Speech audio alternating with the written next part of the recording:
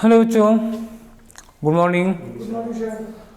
तो कल हम लोग क्या पढ़ रहे थे, क्या पढ़ा रहे थे? हम लोग पढ़ रहे थे कल नाउन, और नाउन में हम लोगों ने शुरुआत की थी कि नाउन से किस तरह के क्वेश्चन पूछे जाते हैं किस किस एग्ज़ाम में, और नाउन का दूसरे पार्ट ऑफ स्पीच से क्या रिलेशन है, क्यों हम नाउन से ही शुरुआत करते हैं, किसी और पार्ट ऑफ स्पीच से क्यों नहीं शुरू करते हैं। ये बात कल हुई थी। और आज के लिए मैंने वादा किया था कि हम आज नाउन की डेफिनेशन, नाउन के टाइप्स, इन सब चीज़ों पे चर्चा करेंगे। तो वन बाय वन हम लोग यही चर्चा कर लेते हैं। शुरुआत करते हैं नाउन की डेफिनेशन से। ठीक, ये है नाउन, और नाउन की डेफिनेशन से स्टार्ट करते हैं आज की चर्चा। तो नाउन की डेफिनेशन जैसा कि आप लोगों ने बचपन से पढ़ रखा है, हमको लगता है क्लास 3rd से पढ़ रहे होंगे कि नाउन क्या होता है। तो क्लास 3rd से पढ़ते पढ़ते आज इस लेवल पर आप लोगों ने नाउन की डेफिनेशन में क्या कोई डिफरेंस पढ़ा है? नहीं पढ़ा है। तो नाउन की डेफिनेशन में आप यही पढ़ते रहे हैं कि नाउन क्या होता है? नेम। किसका नेम होता है? नाउन क्या है? नाउन है नेम। किसका नेम है ये? नाउन है नेम पर्सन का, नाउन है नेम प्लेस का, नाउन है नेम किसका? थिंग्स का। ठीक है, नाउन किसी पर्सन का नाम हो सकता है, किसी प्लेस का नाम हो सकता है, किसी थिंग का नाम हो सकता है। तो पर्सन का नाम होगा तो what do you mean by person? क्या स्कोप है, क्या रेंज है? एक वर्ड जो लिखा है ये पर्सन, इस पर्सन वर्ड की रेंज क्या है? क्या इसकी रेंज ओनली ह्यूमन बीइंग तक लिमिटेड है या बियॉन्ड ह्यूमन बीइंग भी ये जाता है? क्या रेंज है? तो ये जो वर्ड लिखा है ना पर्सन, ये ह्यूमन बीइंग की रेंज के बाहर भी जाता है। Person doesn't mean only human being, person includes all living being. ठीक, पर्सन में सारे लिविंग बीइंग आते हैं। आप इस कंफ्यूजन में मत रहिएगा कि पर्सन का मतलब केवल ह्यूमन हुआ। ठीक है, वो जो आपके यहाँ गाय भैंस भेड़ बकरी, अरे कुत्ता बिल्ली, जो कुछ भी, शेर भी पाले होंगे आप, तो वो भी पर्सन में ही आएगा। ठीक है, आपके शौक हैं, आप शेर पाल सकते हैं या बिल्ली, कुछ लोग चूहा भी पालते हैं, तो वो सब पर्सन में हैं। ठीक है, वो सब लिविंग में है। ये मत समझिएगा कि केवल इंसान ही पर्सन में है। प्लेस का नाम तो कॉमन सी बात हो गई, जानते हैं। जैसे हम लोग कहाँ हैं इस समय? क्लास में, तो क्लास भी एक प्लेस है। ठीक, क्लास भी एक प्लेस है, हिमालय भी प्लेस है, गंगा नदी है तो नदी भी प्लेस में ही कंसीडर की जाएगी, जंगल भी प्लेस है, शहर भी प्लेस है, गांव भी प्लेस है, गली भी प्लेस है, सड़क भी प्लेस है। तो ये सब प्लेस हो गए। ठीक है, और थिंग्स में क्या आता है? थिंग्स में देखिए दो चीज़ें आ जाती हैं। थिंग्स में मटेरियल भी आ जाता है और एब्स्ट्रैक्ट भी आ जाता है, दोनों चीज़ें, कंक्रीट और एब्स्ट्रैक्ट दोनों होगा। ऐसा नहीं है थिंग मतलब हुआ, सीधे सीधे करें तो एक ऐसे इसको डिसाइड करेंगे, थिंग का मतलब हुआ नॉन लिविंग। ठीक, जो भी नॉन लिविंग है वो थिंग है। अब नॉन लिविंग जो है वो थिंग है, तो नॉन लिविंग दो तरह का हो सकता है, कंक्रीट हो सकता है और एब्स्ट्रैक्ट हो सकता है। कंक्रीट हो सकता है और एब्स्ट्रैक्ट हो सकता है। कंक्रीट और एब्स्ट्रैक्ट का क्या मतलब हुआ? कंक्रीट जिसे आप हाथ से छू सकते हैं, पकड़ सकते हैं, स्पर्श कर सकते हैं, सूंघ सकते हैं। ठीक है, सूंघना होना खैर मेन चीज़ में नहीं आएगा कि आप स्पर्श कर सकते हैं, हाथ में पकड़ सकते हैं। जो टचेबल है, जो आप स्पर्श कर सकते हैं, वो कंक्रीट हुआ, जिसका वेट वॉल्यूम होगा। साइंस की भाषा में बताएं, फिजिक्स की भाषा में क्या होता है? जिसका वेट वॉल्यूम होता है। तो वेट वॉल्यूम में अब ऐसा नहीं है कि एक पत्थर का टुकड़ा उठाए तो उसका वेट वॉल्यूम हुआ। लिक्विड का भी वेट वॉल्यूम होता है। दूध भी तो लीटर में होता है, 1 लीटर दूध लगभग 1 किलो के बराबर होता है, जगह भी घेरता है। डेफिनेट शेप नहीं है, लेकिन है तो जिस भी बर्तन में रखो उस शेप में होगा। फिजिकल एग्जिस्टेंस है लिक्विड का, हाथ से छू सकते हैं। अब कुछ लोग कहते हैं कि सर क्या हवा? ठीक, एयर किस में आएगा? एयर कंक्रीट में आएगा कि एब्स्ट्रैक्ट में आएगा? तो जाहिर सी बात है भैया, एयर जो है वो एब्स्ट्रैक्ट में नहीं आएगा। मतलब एयर जो है वो कोई अमूर्त कल्पना नहीं है। एयर क्या है? वो भी एक कंक्रीट संकल्पना है। मतलब संकल्पना तो है ही नहीं, कंक्रीट है, ठोस चीज़ है, मूर्त है।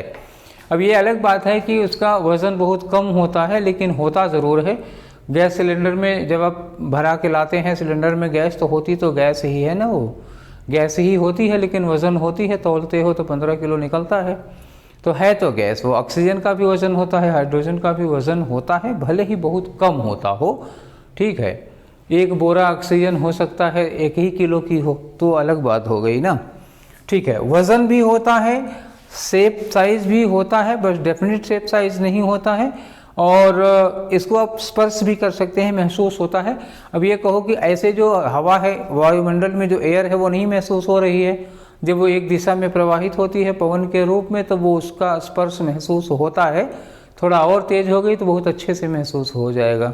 ठीक, जिस दिन हवा ने, एयर ने साइक्लोन का रूप लिया, तो उस दिन स्पर्श करेगी तो बहुत बढ़िया से महसूस हो जाएगा कि हवा स्पर्श करने लायक है। ठीक, गर्मी में थोड़ी सी हवा का झोंका चलता है तो बड़े अच्छे से पता चलता है कि हवा का अस्तित्व है। ठीक, चलिए, तो एयर जो है वो कंक्रीट है, एब्स्ट्रैक्ट नहीं है। तो एब्स्ट्रैक्ट में क्या आ जाएंगे, इसमें अमूर्त संकल्पनाएं होती हैं, जो भी हम लोग विचार करते हैं, हमारी इच्छाएं हो सकती हैं, अभिलाषाएं हो सकती हैं। ठीक है, हमारे थॉट्स हो सकते हैं, गुणदोष हमारे हो सकते हैं, कुछ एक्शंस हो सकते हैं, ये सारी चीज़ें एब्स्ट्रैक्ट में आती हैं। हमारा मूड भी हो सकता है, इसी एब्स्ट्रैक्ट में आ सकता है। तो थिंग्स, जो डेफिनेशन में 3 चीज़ें आती हैं कि noun is name of a person, place और थिंग। तो noun is name of person, person में लिविंग सारे के सारे आ गए, ह्यूमन, एनिमल, बर्ड्स, इंसेक्ट सब आ गए। प्लेस आपको बता चुका हूँ, थिंग्स में क्या क्या चीज़ें कवर होती हैं वो मैंने बता दिया। तो कंक्रीट में क्या चीज़ें आएंगी, मेटल, नॉन मेटल दोनों आ जाएंगी। मेटल, नॉन मेटल का मतलब इसमें गोल्ड भी आ सकता है, और किचन में आपकी जो आटा रखा हुआ है वो भी आ सकता है। ठीक है ना, सोना, चांदी, तांबा, पीतल, और आटा, दाल, चावल भी आ सकता है। हमारे हाथ में ये जो क्या कहते हैं मार्कर दिख रहा है आपको, ये भी थिंग में आता है कि कोई निर्जीव है। कोई भी निर्जीव वस्तु थिंग में आती है। तो ये डेफिनेशन का दायरा हुआ। अब इसमें प्रकार पढ़ेंगे, एक बार फिर आपको हम डेफिनेशन की ओर ले आएंगे, लेकिन जब प्रकार पढ़ लेंगे तब। तो नाउन का के जो टाइप्स हैं वो कौन कौन से हैं, कितने टाइप के नाउन होते हैं, चलिए देखते हैं नाउन के टाइप्स क्या हैं। तो नाउन के टाइप्स जो ट्रेडिशनली आप पढ़ते आ रहे हैं उसमें 5 तरह के नाउन हैं, 1, 2, 3, 4 और ये रहा 5 तरह के नाउन है। कौन कौन से होते हैं ये 5, जो आपने बचपन से पढ़ रखे हैं। उसमें एक आया प्रॉपर नाउन, दूसरा आया कॉमन नाउन, तीसरा आया कलेक्टिव नाउन, ठीक, और आया मटेरियल नाउन। डेफिनेशन में सब थे। और एक आया एब्स्ट्रैक्ट नाउन।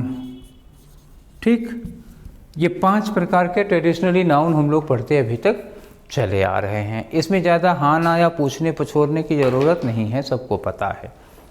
ठीक, अब इसके आगे बढ़ते हैं हम लोग। ये 5 प्रकार के जो नाउन थे उसे आगे बढ़ाते हैं।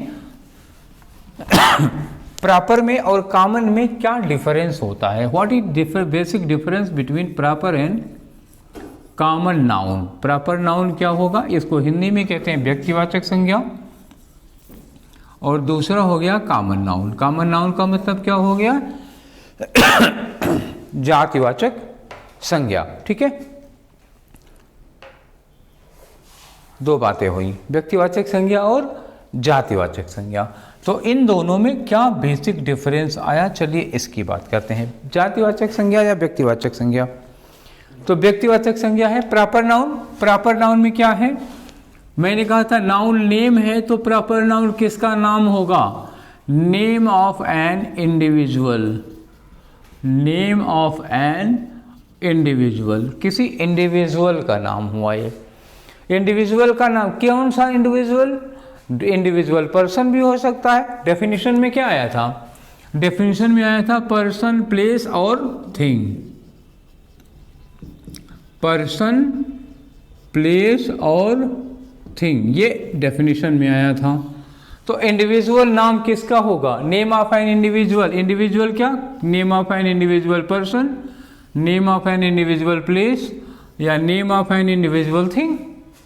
नाउन की डेफिनेशन में 3 ही चीजें थी, तो तीनों में से तीनों के इंडिविजुअल का नाम क्या हो जाएगा, प्रॉपर नाउन हो जाएगा। और जो कॉमन होगा, जैसे इसमें क्या होगा, नेम, ठीक है, name in general, name in general, name in general. अब नेम किसका, नेम पर्सन का, प्लेस का या थिंग का। नेम। कब? In general. इन जनरल का मतलब हुआ उस कैटेगरी से बिलोंग करने वाले जितने भी हैं सबके सब। जैसे मैं क्या काम करता हूँ, मैं करता हूँ काम तो कौन सा? पढ़ाने का। तो मैं टीचर हूँ, तो पढ़ाने का काम जितने भी लोग करते हैं उन सब को किस नाम से बुला सकते हो? सबको टीचर कहा जा सकता है, लेकिन सबको रवि सर तो नहीं कहा जा सकता। हजारों लोग क्या लाखों करोड़ों लोग पढ़ा रहे हैं, ठीक? तो पढ़ाने वाले उन लाखों करोड़ों को एक नाम क्या दे सकते हो? एक नाम उन्हें दे सकते हैं हम, टीचर, ठीक? लेकिन उन लाखों करोड़ों का नाम रवि सर तो नहीं हो सकता है ना, उन लाखों करोड़ों का नाम दिनेश सर तो नहीं हो सकता है ना, उन लाखों करोड़ों का नाम एसपी सर तो नहीं हो सकता।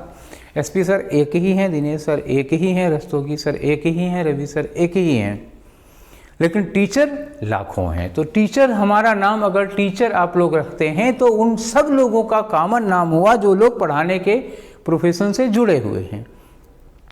हमारा नाम अगर आपने Ravi sir, Dinesh sir, SP sir रखा तो इसका मतलब हुआ कि आप किसी एक की बात कर रहे हैं उसी पढ़ाने के प्रोफेशन में।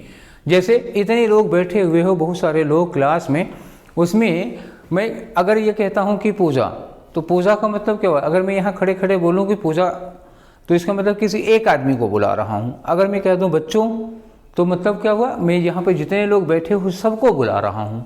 तो सबको एक कॉमन नाम, वो कौन सा नाम है जिससे मैं सबको बुला सकता हूँ? यहाँ जितने लोग बैठे हो उन सबको अगर एक साथ मुझे पुकारना हो, एक साथ बुलाना हो, तो क्या नाम लूँगा? बच्चों या माय डियर स्टूडेंट्स। स्टूडेंट्स बोला तो सबके सबको बोल दिया, और पूजा कहा तो किसी एक को बोला, तो इंडिविजुअल एक। पूजा क्या है? इंडिविजुअल, एक व्यक्ति का नाम हुआ। और स्टूडेंट्स क्या हुआ? पढ़ने का काम करने वाले जितने भी हैं जो यहाँ पे मौजूद हैं, इस क्लास में हैं, उनके अलावा पूरी दुनिया में, अमेरिका की किसी क्लास में जो बच्चे बैठे होंगे वो भी स्टूडेंट्स में आ गए, ठीक है? किसी और ग्रह पर, मान लो कि मंगल ग्रह पर भी अगर आबादी होगी, लोग रहते होंगे, वहाँ भी क्लास चल रही होगी, तो वहाँ के क्लास में बैठे लोगों को भी हम स्टूडेंट्स के दायरे में ला सकते हैं।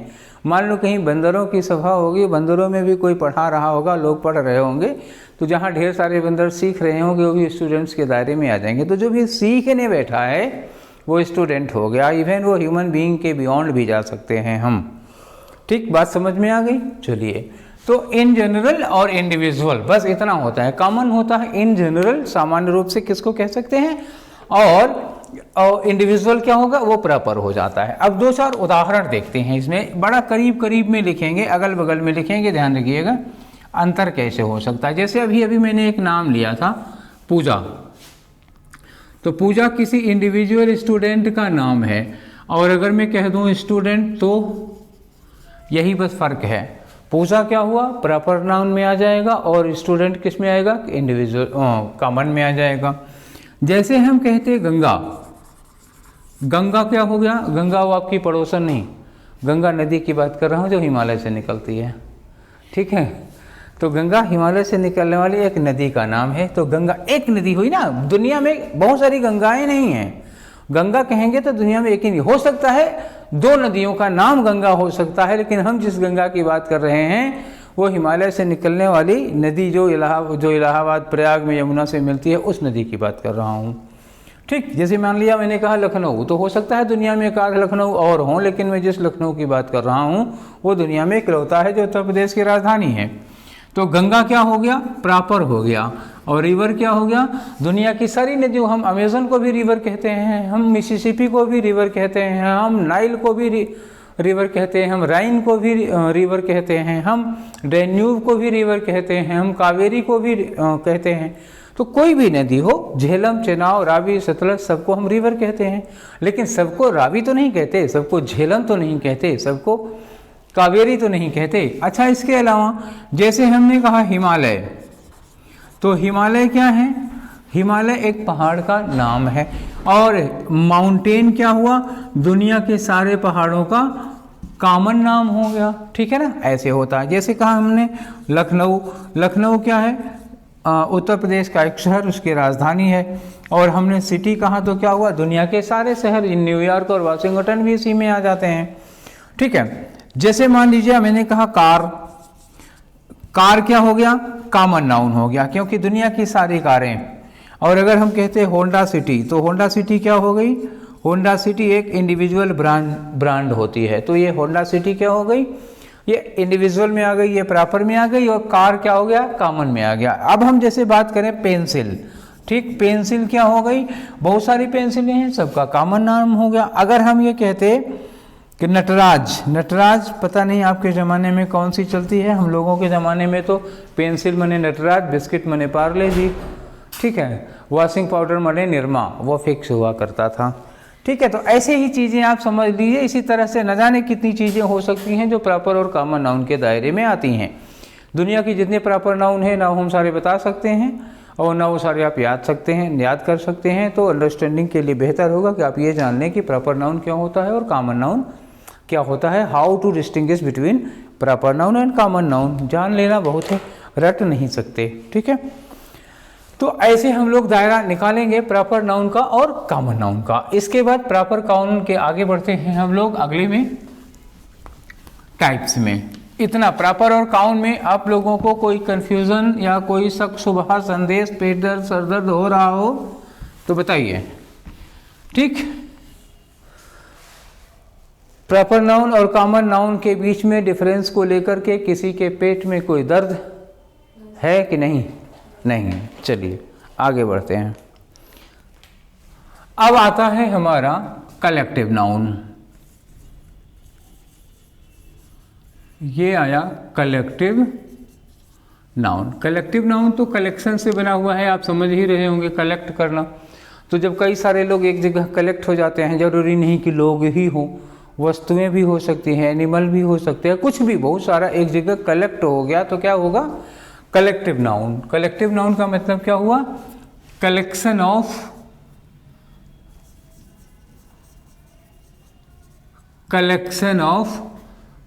नाउन्स। तो कलेक्शन ऑफ नाउन का मतलब क्या हुआ, कोई पर्सन, प्लेस या थिंग। प्लेस तो कलेक्ट होगा नहीं बच्चा, तो बचेगा क्या, पर्सन और थिंग, ये दोनों चीज़ों का जहाँ पर एक जगह कलेक्शन होता था। उदाहरण के लिए शुरू यहीं से करते हैं जहाँ हम लोग हैं। यहाँ इस समय जहाँ मैं इस समय हूँ आप लोगों के सामने, इस जगह में एक चार दीवारी के भीतर, चारों दीवारों के भीतर कौन कौन है, मैं हूँ, आप लोग हैं। तो आप लोगों में कोई एक व्यक्ति तो नहीं है, बहुत सारे लोग हो। तो ये बहुत सारे लोग, सारे इतने सारे स्टूडेंट्स को और मुझको मिला करके, अब मुझको ही नहीं मिला करके, ये बोर्ड, ये मार्कर, ये सब कुछ मिला करके, पंखा लाइट भी शामिल है, सब लोगों को मिलाकर इसका नाम क्या रखा गया, इस जगह का नाम रखा गया क्लास, ठीक है ना। तो क्लास क्या है, हम क्लास को क्या कहेंगे, class includes a teacher and many students. एक टीचर और ढेर सारे स्टूडेंट्स को मिला करके क्या बनता है, क्लास बनता है। और कोई उदाहरण बताइए क्लास के अलावा, जहाँ से आप आ रहे हैं पढ़ने के लिए, फैमिली। तो फैमिली का क्या मतलब होता है, एक पर्सन, कोई एक व्यक्ति क्या फैमिली होता है। हम कहें मिस्टर सुरेंद्र, तो मिस्टर सुरेंद्र फैमिली हैं क्या, तो मिस्टर सुरेंद्र फैमिली नहीं होंगे। एटलीस्ट फैमिली में मिस्टर सुरेंद्र और उनकी वाइफ तो आएंगे ही आएंगे, ठीक है। अगर 2 से 3 हो गए हैं तो फिर वो हो गई फैमिली, मम्मी पापा भी साथ में रहते हैं तो वो भी हैं, आए फैमिली में। तो फैमिली का मतलब क्या हुआ, at least collection of more than 1 person, एक व्यक्ति से ज़्यादा तो होगा ही होगा एक परिवार में। जैसे हमने एक नाम लिया टीम, तो टीम में क्या होगा बताइए, टीम में क्या एक ही व्यक्ति होता है, एक व्यक्ति से टीम नहीं बनती, कम से कम 5-6 खिलाड़ी होते हैं तब वो टीम बनती है। 10, 11, 12 खिलाड़ी हो सकते हैं, वो टीम हो जाएगी। तो 3, 4 से ज़्यादा 10, 12 खिलाड़ी हो गए इसमें टीम में। फैमिली में 2 से ज़्यादा मेंबर हो गए, क्लास में 10, 20 बच्चे होते हैं। इसके अलावा जैसे हम कहें पार्लियामेंट, ठीक, पार्लियामेंट, एल को टी बना दिया हमने, ये गलती अक्सर हुआ करती है, अगर कभी छूट जाए तो कंसीडर करिएगा। पार्लियामेंट में क्या एक आदमी से पार्लियामेंट, खाली प्रधानमंत्री बैठा हो पार्लियामेंट में तो पार्लियामेंट हो जाएगी क्या, नहीं भाई, पार्लियामेंट में बहुत सारे मेंबर्स होते हैं, 2-2 हाउस होते हैं, तो वो हो गया पार्लियामेंट। पार्लियामेंट के अलावा और कोई चीज़, जैसे हमने कहा आर्मी, एक व्यक्ति होता है, एक सैनिक होता है क्या, आर्मी में एक से ज़्यादा बहुत सारे सैनिक होते हैं, उन सबको मिला के आर्मी कहा जाता है। इसके अलावा और भी बहुत सारे वर्ड्स हैं, जैसे बुके है, स्पेलिंग देख के घबरा मत जाइएगा, बुके है। तो बुके क्या होता है, बुके होता है फूलों का गुलदस्ता, एक फूल से नहीं, कम से कम 4 से 10 फूलों को मिला करके बनाया जाता है गुलदस्ता। जैसे हम कहें बंच, बंच क्या होता है? गुच्छा, चाहे चाबियों का गुच्छा है चाहे अंगूर का गुच्छा हो, तो एक अंगूर या एक चाबी का गुच्छा नहीं होता, उसमें 5-6 चाबियां 10 चाबियां लगी होती हैं, तो वो गुच्छा बनता है। बंच के अलावा और कुछ इस तरह के एग्जाम्पल, जैसे हम कहें गारलैंड, गारलैंड क्या होगा? ठीक, गारलैंड भी एक कलेक्टिव नाउन हुआ। जैसे हम कहें ऑडियंस, ऑडियंस में क्या होगा? एक आदमी ऑडियंस होता है क्या? ऑडियंस में बहुत सारे लोग होते हैं। जैसे हम कहें जूरी, ठीक है, जूरी हो गया, कमेटी हो गया, कमेटी में एक आदमी होता है, कई सारे लोगों की कमेटी बनती है, कमीशन होता है, ठीक है, जूरी होता है, ये सब क्या है? ये बहुत सारे लोगों का कलेक्शन, तो बहुत सारे व्यक्तियों और वस्तुओं का कलेक्शन हो गया। अब जैसे मान लीजिए मैंने कहा हर्ड, जानवरों का झुंड है, ठीक है, फ्लॉक क्या हो गया? ये पक्षियों का झुंड है, तो ये सब भी किस में आते हैं? कलेक्टिव नाउन में, वो झुंड होता है। ठीक, तो कलेक्टिव नाउन कुल मिलाकर क्या हुआ? Collection of more than 1 person और थिंग्स, एक से ज़्यादा पर्सन या थिंग का जहाँ भी कलेक्शन होगा वो क्या हो गया? कलेक्टिव नाउन हो गया। ठीक है, ये कलेक्टिव हुआ। कलेक्टिव के बाद हम आते हैं मटेरियल नाउन में। थोड़ा कंसंट्रेट ज़्यादा करने की ज़रूरत पड़ेगी आप लोगों को, क्योंकि मटेरियल नाउन और कॉमन नाउन में अक्सर कन्फ्यूज़न होता है। ठीक है, ये बड़ा कन्फ्यूजन वाला मुद्दा है। तो मटेरियल, फिजिक्स में मटेरियल किसे कहते हैं? शायद फिजिक्स मटेरियल फिजिक्स का नहीं, केमिस्ट्री का टॉपिक है। What is material in chemistry? Chemistry में मटेरियल किसे कहते हैं? तो मटेरियल का मतलब वो होता है कोई भी पदार्थ जिससे किसी वस्तु का निर्माण होता है, तो वो क्या हो गया? मटेरियल। तो ये क्या हो गया? मटेरियल एक बिल्डिंग ब्लॉक है। बिल्डिंग ब्लॉक मतलब निर्माण में सहायक होता है। तो जो भी किसी चीज के निर्माण में सहायक होगा, निर्माण सामग्री होगा, उसको हम क्या कहेंगे? मटेरियल कहेंगे। तो सीधा सीधा नाम आप पहचानने के लिए याद रखिएगा, मटेरियल किसे कहेंगे? मटेरियल होता है कोई निर्माण सामग्री। अब निर्माण में बिल्डिंग ही नहीं निर्माण होगी, अगर खीर बनाई जा रही है तो भी उसमें निर्माण सामग्री लगेगी, जिसके लिए टेक्निकल टर्म इंग्रेडिएंट्स होता है। तो ठीक, चलिए आगे बढ़ते हैं। तो मटेरियल क्या होगा? Material is name of a substance of which something is made. Material उस सब्सटेंस का नाम है जिससे किसी वस्तु का निर्माण होता है। फॉर एग्जाम्पल, इसी कमरे में जहाँ हम लोग बैठे पढ़ रहे हैं, ठीक है, तो जिस कमरे में बैठकर आप लोग ये ग्रामर पढ़ रहे हैं मटेरियल नाउन, उस कमरे की दीवारें किससे बनी हैं? तो उस कमरे की दीवार बनाने के लिए क्या लगी है? ईंट लगी है, ठीक, और क्या लगा है? सीमेंट लगा है, और क्या लगा है? सैंड लगा है, रेत बालू लगी है, ठीक है, और इसमें क्या लगा है? लोहे की सरिया लगी है, रॉड लगी है, ठीक है, इतनी सारी चीज़ें हैं। तो ईंट क्या है? ईंट, दीवार के निर्माण में ईंट क्या है? एक मटेरियल है। तो ईंट क्या हो गया यहाँ पर? Material noun. जैसे हम कहेंगे the wall is made of brick, ये दीवार ईंट की बनी है, तो ईंट को अंडरलाइन करके कोई पूछे कि ईंट क्या है, कॉमन नाउन है, मटेरियल नाउन है, तो व्हाट विल यू से? तो जब ये कहा जाता है कि ये दीवार ईंट से बनी है, तो यहाँ पर ईंट मटेरियल नाउन हो जाएगा, सीमेंट बालू मटेरियल नाउन हो जाएगा, रॉड क्या हो गया? ये मटेरियल नाउन हो जाएगा। ठीक है, तो अब आप समझ गए कि मटेरियल नाउन हम कब कहेंगे किसी चीज़ को। अच्छा, इसके अलावा चलिए, मान लीजिए चाय बनी है, चाय में आपके पड़ी है क्या? चाय में दूध पड़ा है, चीनी पड़ी है, तो चाय में जो दूध चीनी पड़ी है वो क्या है? वो मटेरियल नाउन हो गया। ठीक है, अच्छा, आटा क्या होगा? आटा, डायरेक्ट आटा तो खाते नहीं है, आटे से क्या बनाओगे? पूड़ी बनाओगे, रोटी बनाओगे, ब्रेड बनाओगे, तो ब्रेड के लिए आटा क्या होगा? मटेरियल नाउन हो गया। अच्छा, इन चीज़ों में तो ये देखना है कि हमें इनसे कोई चीज़ बना रहे हैं कि नहीं। तो जो निर्माण सामग्री हो गई, सीधे सीधे वो क्या हो गई? Material noun. इसके अलावा जितने मेटल्स हैं, याद रखिएगा, जितने मेटल्स के नाम हैं वो सब के सब मटेरियल नाउन हुआ है। लोहा, चांदी, तांबा, पीतल, सोना, ठीक है, प्लास्टिक, हीरा, मोती, ये सब क्या हो गए? ये सब मटेरियल नाउन हो गए। ठीक है, तो जितने भी मेटल्स हैं वो सब के सब मटेरियल नाउन आगे हो गए। एग्जाम्पल के लिए आप गोल्ड, सिल्वर, आयरन जो भी लिखना चाहें लिख लें, आपकी मर्जी, जो अच्छा लगता हो। तो gold, silver, iron, even plastic, और वुड भी मटेरियल नाउन होगा, क्योंकि लकड़ी से मेज वगैरह बनाई जाती है, दरवाजे वगैरह बनाए जाते हैं। ग्लास क्या हो गया? ये भी। ठीक, एल्युमिनियम क्या हो गया, ये भी, ठीक है। और जितनी भी चीज़ें, कॉटन से कपड़े बनाए जाते हैं, वो भी कॉटन भी हो गया। तो जिस भी चीज़ से हम किसी वस्तु का निर्माण करते हैं वो मटेरियल नाउन हो गया। ये बात यहीं पर समाप्त। कॉमन नाउन से इसको डिफरेंशिएट कैसे करेंगे? देखिए, कॉमन नाउन से डिफरेंस ऐसे होता है, जैसे आपने कहा रोटी, ठीक है, ब्रेड, तो ब्रेड जनरली क्या हो गई, कॉमन नाउन, ठीक, ब्रेड कॉमन नाउन है। लेकिन अगर उस ब्रेड से आप पकौड़ा बना लेंगे तो ब्रेड क्या हो जाएगी, मटेरियल नाउन हो जाएगी, ठीक है ना। बस इतना फर्क होता है मटेरियल और कॉमन नाउन में। लेकिन एग्जाम में पूछा जाता है तो जनरली वो जनरल यूज वाला पूछा जाएगा। आपसे ब्रेड पूछ लिया जाए तो ब्रेड को आप मटेरियल नाउन नहीं बताएंगे, क्योंकि एक्सेप्शनल केस होती है ब्रेड से पकौड़ा बनाना। जब तक लिखा ना हो पकौड़े की ब्रेड तब तक आप उसको मटेरियल नाउन नहीं बताएंगे, जनरली उसको कॉमन नाउन बताएंगे, ठीक है। चलिए, इतनी बात हुई। अब इसके बाद हमारा अगला जो नाउन के टाइप में आ रहा है that is abstract noun. Abstract noun, ये एब्स्ट्रैक्ट नाउन क्या होता है जी? एब्स्ट्रैक्ट का मतलब आमूर्त, यानी कि भाववाचक संज्ञा हिंदी में कहते हैं इसको, अंग्रेजी में एब्स्ट्रैक्ट नाउन। एब्स्ट्रैक्ट को डायरेक्ट हिंदी क्या होती है, अमूर्त।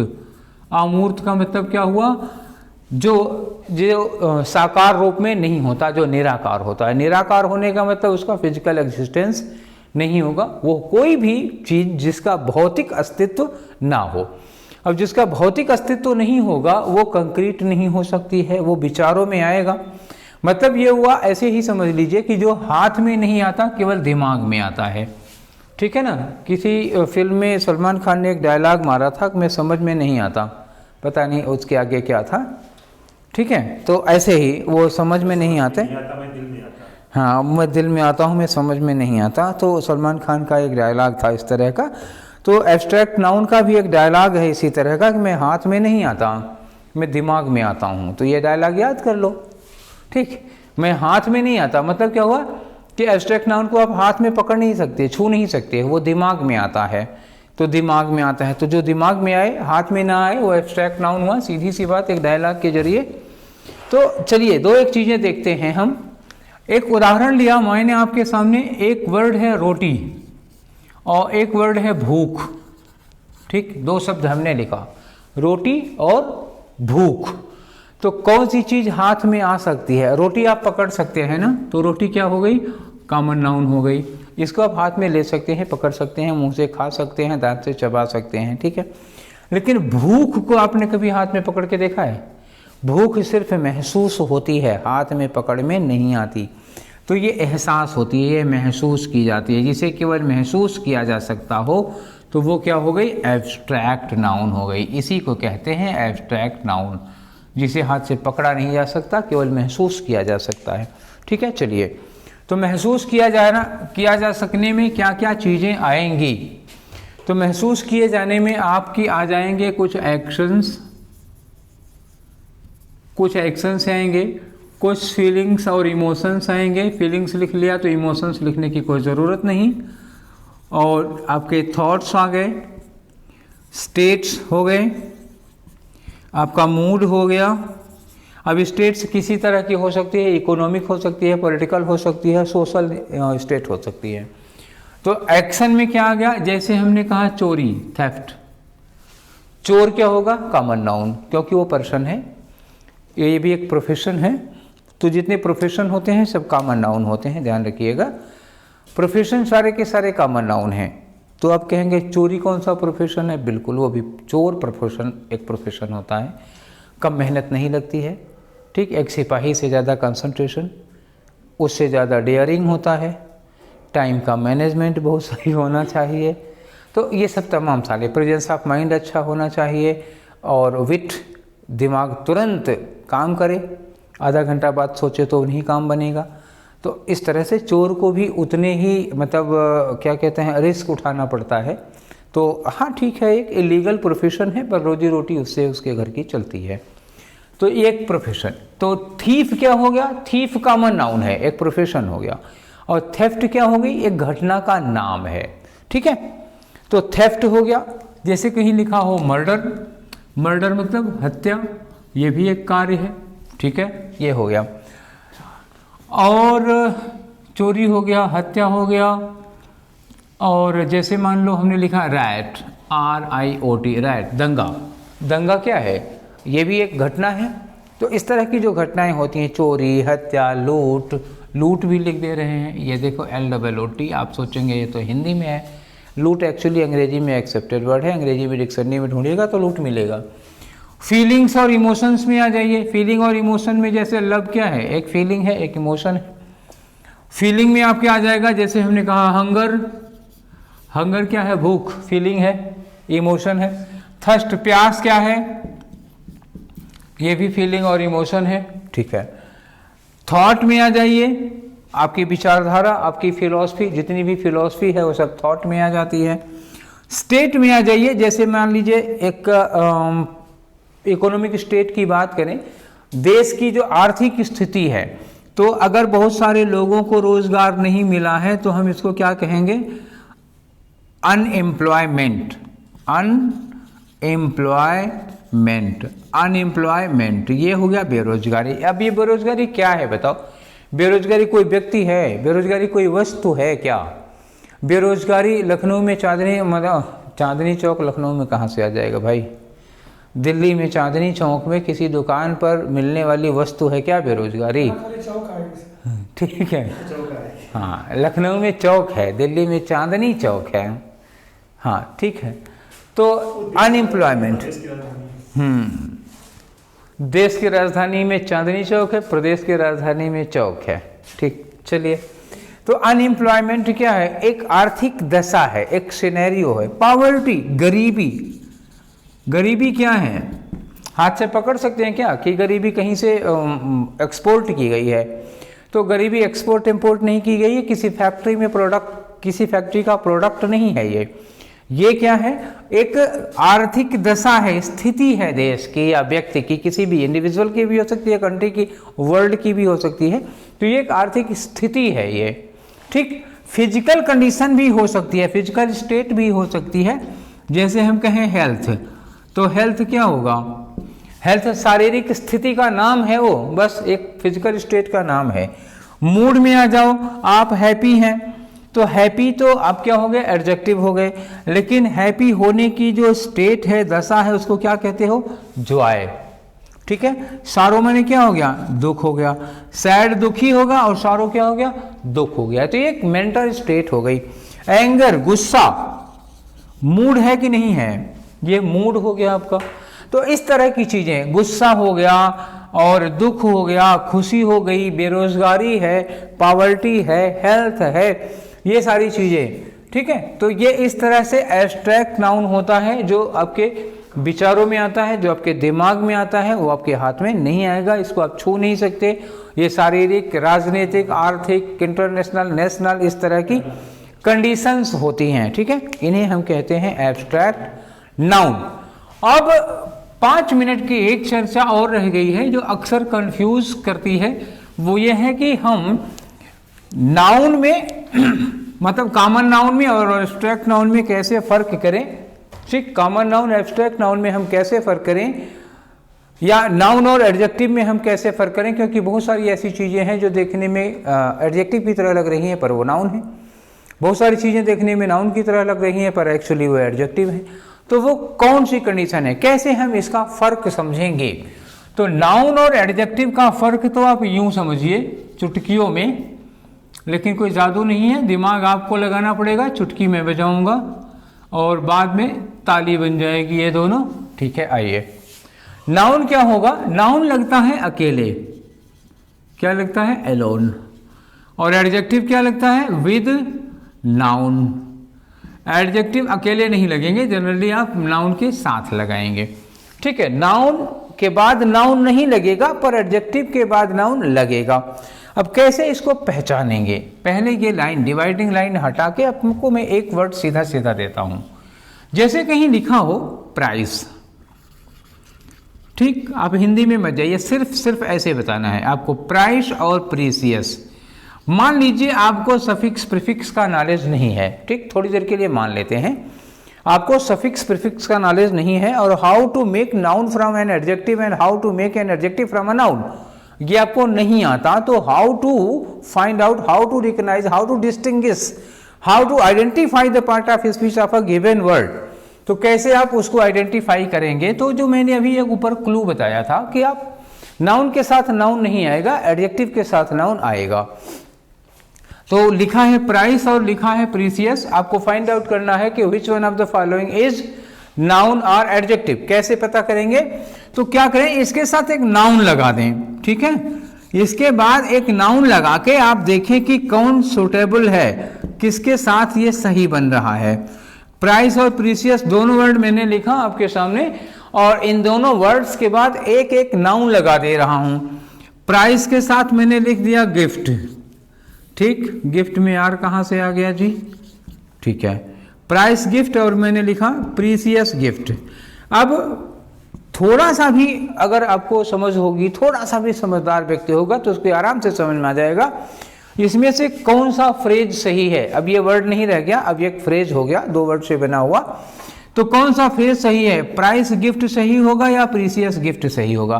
तो प्राइस गिफ्ट आपको लग रहा होगा कि एक गलत एक्सप्रेशन हुआ, तो प्राइस गिफ्ट नहीं होगा, बल्कि होगा क्या, आपका प्रीसियस गिफ्ट होगा। क्यों होगा प्रीसियस गिफ्ट, ये सही फ्रेज है, ये सही एक्सप्रेशन है, ठीक है ना। तो प्राइस गिफ्ट एक सही एक्सप्रेशन नहीं है, प्रीसियस गिफ्ट एक सही एक्सप्रेशन हुआ। तो आप लिख लीजिए फिर, चूंकि इसके बाद ये सही लग रहा है, ये नाउन है, तो ये क्या होगा, एडजेक्टिव होगा। और ये सही क्यों नहीं लग रहा था, प्राइस गिफ्ट नहीं सही क्यों नहीं लग रहा था, क्योंकि दोनों में क्या है, नाउन है। अगर दोनों वर्ड नाउन होंगे तो फिट नहीं होंगे, एक्सप्रेसिव फ्रेज नहीं बनेगा। तो मतलब हुआ कि प्राइस नाउन है, गिफ्ट भी नाउन है, ठीक है, और प्रीसियस एडजेक्टिव है, गिफ्ट नाउन है। अब आप ऐसे समझिएगा, जब आपको किसी एडजेक्टिव या किसी नाउन में डिफरेंस निकालना हो तो उन दोनों वर्ड्स, उस वर्ड के बाद एक नाउन लगा लीजिए, सुटेबल नाउन लगा करके आप पता लगा लेंगे कि वो एडजेक्टिव है या फिर वो नाउन है। चलिए एक और वर्ड देते हैं आपको, जैसे कहीं लिखा हो ब्रेव और ब्रेवरी, दो वर्ड दिया, ब्रेव और ब्रेवरी। तो आपको ये पता लगाना है कि ब्रेव या ब्रेवरी में कौन नाउन है और कौन एडजेक्टिव है, ये दे दिया। आप इसको कैसे फाइंड आउट करेंगे कि वो नाउन है कि एडजेक्टिव है। फिर मैंने कहा था इसके बाद एक नाउन लगा दीजिए। ब्रेव और ब्रेवरी के बाद एक क्या सुटेबल वर्ड आ सकता है, चलिए मान लीजिए मैंने लिखा सोल्जर, ठीक है, दोनों के बाद हमने एक वर्ड लगा दिया सोल्जर, सेम वर्ड दोनों में लगाया है। अब आप फ्रेज, दोनों फ्रेज पढ़ के देखिए तो आपको खुद पता चल जाएगा कि कौन सा करेक्ट फ्रेज है, कौन सा गलत फ्रेज है। तो ब्रेवरी सोल्जर नहीं होता, ब्रेव सोल्जर होता है ना, ब्रेव सोल्जर, सोल्जर क्या है, नाउन है, तो ब्रेव क्या हो गया, ये एडजेक्टिव हो गया। दैट मीन्स कि जो ब्रेवरी है वो नाउन है, ठीक। ऐसे आपको एडजेक्टिव और नाउन का डिफरेंस पता लग जाएगा, ठीक है। तो ये थे हमारे 5 टाइप्स ऑफ नाउन, और मुझे नहीं लगता कि अब आप लोगों को इनमें कोई कन्फ्यूज़न रह गया होगा। तो आज की ये क्लास टाइप्स ऑफ नाउन पर वाइंड अप करते हैं, फिर हम लोग कल मिलेंगे और कल पढ़ेंगे कुछ और। Till then take care, thank you.